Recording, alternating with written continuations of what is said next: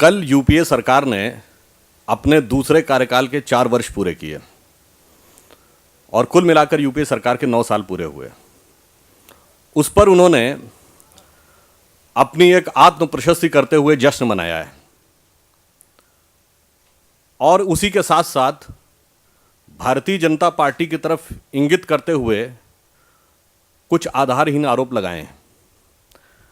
इसलिए ये आवश्यकता महसूस हुई कि उनका उत्तर दिया जाना चाहिए।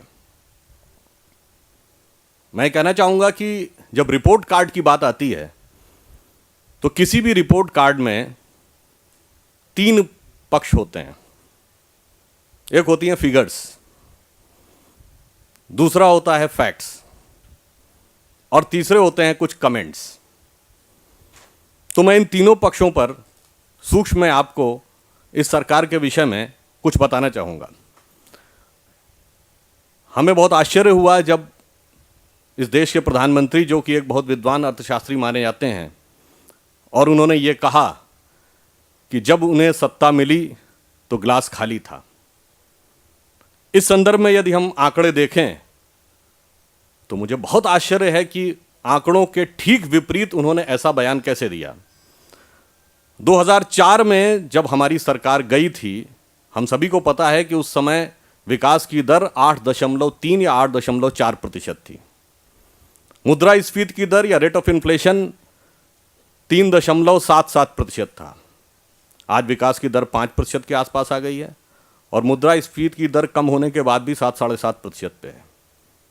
ये फिगर्स या ये आंकड़े स्वयं इस बात को बता रहे हैं।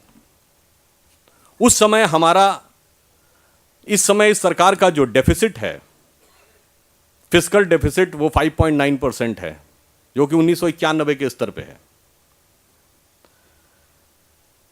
इसके अतिरिक्त एक और बहुत बड़ा विषय है जो कि आम जनता से जुड़ा हुआ, वो आंकड़ा देना चाहूंगा। खुद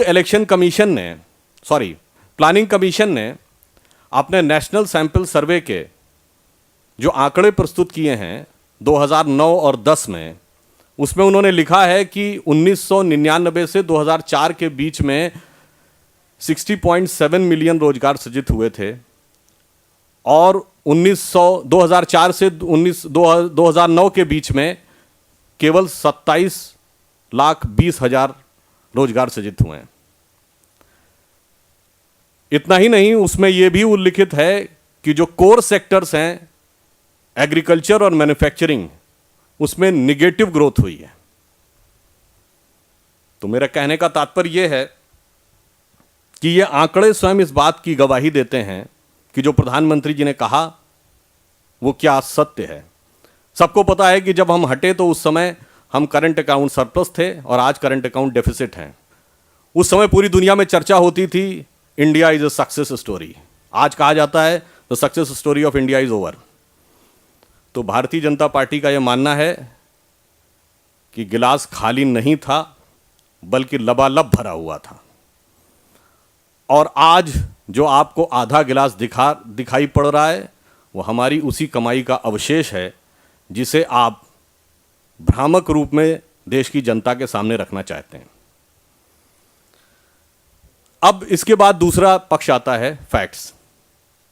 आज जो भी विकास के दावे ये यूपीए सरकार कर रही है, उसमें सबसे बड़ा कंट्रीब्यूशन या योगदान यदि है तो भारतीय जनता पार्टी और एनडीए शासित राज्यों का है। हमारी सरकारें जहां भी रही हैं, ज़्यादातर सरकारों ने लगातार 10% से ऊपर की ग्रोथ रेट बनाकर रखी है। केवल 2 फैक्ट मैं आपके सामने रखना चाहूंगा कि आज इस वर्ष भारत के खाद्यान्न पूल में सबसे बड़ा कंट्रीब्यूशन जिस राज्य ने किया है वो मध्य प्रदेश है और दूसरे नंबर पर पंजाब है। पूरे भारत में यदि एकमात्र राज्य है जिसने कि 90% जनता को खाद्य सुरक्षा से कवर कर दिया है, वह छत्तीसगढ़ है। गुजरात के विकास के बारे में तो देश ही नहीं बल्कि अंतर्राष्ट्रीय स्तर पर अनेक मंचों पर जितनी प्रशंसा की जा चुकी है वो देश की जनता के सामने है। पूरे देश में भूजल का स्तर कम हो रहा है और गुजरात एकमात्र राज्य है जहां पर कि भूजल का स्तर बढ़ा है। तो कहने का तात्पर्य यह है कि ये फिगर्स और फैक्ट्स दोनों कुछ और गवाही दे रहे हैं।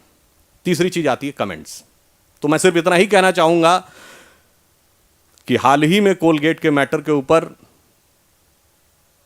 सीबीआई के हलफनामे पर सर्वोच्च न्यायालय ने जो टिप्पणी दी है, वही टिप्पणी इस पूरे सरकार के रिपोर्ट कार्ड के ऊपर एक फाइनल डिसाइसिव कमेंट माना जा सकता है। इसके अतिरिक्त एक और अन्य विषय है जिसके के बारे में हमारे ऊपर आरोप लगाया गया कि हमने खाद्य सुरक्षा कानून को पारित नहीं होने दिया, या हमने भूमि अधिग्रहण विधेयक को पारित नहीं होने दिया। इस संदर्भ में मैं पूछना चाहूंगा कांग्रेस पार्टी से कि 66 साल की आजादी के बाद, जिसमें 56 साल सीधे कांग्रेस ने हुकूमत की है, और उस देश में जिसके पास दुनिया के सबसे बड़े और उपजाऊ मैदानों में से एक है, वहां यदि आज आप खुद अपने मुंह से कह रहे हैं कि शहरी क्षेत्र में 50% और ग्रामीण क्षेत्र में 75% जनता को खाद्य सुरक्षा मुहैया कराने की ज़रूरत है, यानी देश की 2/3 जनता को खाद्य सुरक्षा मुहैया कराने की ज़रूरत है, कांग्रेस प्रवक्ताओं ने खुद कहा है, क्या 56 साल के बाद भी इस मुकाम पर, इस दुर्दशा पर देश को रखने के लिए कांग्रेस को सबसे पहले देश से माफ़ी नहीं मांगनी चाहिए? भाजपा का मानना है कि सबसे पहले तो खाद्यान्न सुरक्षा के मुद्दे पर 56 साल के शासन के बाद भी इस दुर्दशा में देश को रखने के लिए कांग्रेस को माफ़ी मांगनी चाहिए। दूसरा बिंदु यह है कि हम खाद्य सुरक्षा विधेयक को लाने के पूरी तरीके से पक्ष में हैं, कुछ संशोधनों के साथ। जैसा मैंने आपको पहले बताया, हमारी लगभग सभी राज्य सरकारों ने खाद्य सुरक्षा और पीडीएस सिस्टम में बहुत अच्छा कार्य किया, और छत्तीसगढ़ ने, एक ऐसा राज्य जो भौगोलिक दृष्टि से बहुत दुर्गम है, पिछड़ा हुआ राज्य है, उसने 90% लोगों को कवर किया है, और केवल खाद्यान्न सुरक्षा के द्वारा नहीं बल्कि न्यूट्रिशन के माध्यम से भी।